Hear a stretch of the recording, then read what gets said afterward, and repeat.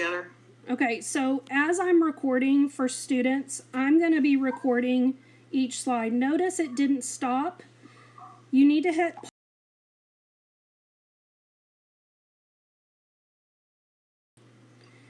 and I want to go ahead and press record and go ahead and start recording.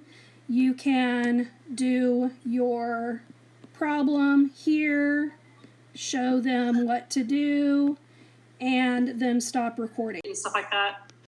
So when I press record, you can see that it's also recording what I'm doing on my calculator.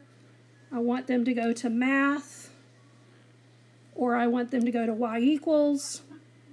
I want them to press clear, and I want them to type something in, so on and so forth, and then show the graph of it.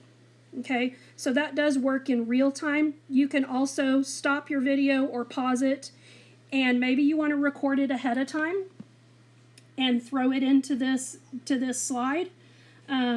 You can do that as well, because again, I'm still recording this slide. You can see it going down there at the bottom, but let's say now I want to play. So when I press record, you can see that it's also recording what I'm doing.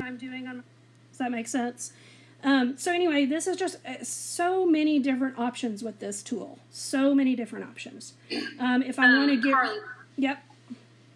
Okay, real quick, before you delete, I know you mentioned that you said you kind of touched on a little bit about recording different slides. Can you kind of elaborate about that? Because I think there's some really good information that you mentioned about that, about how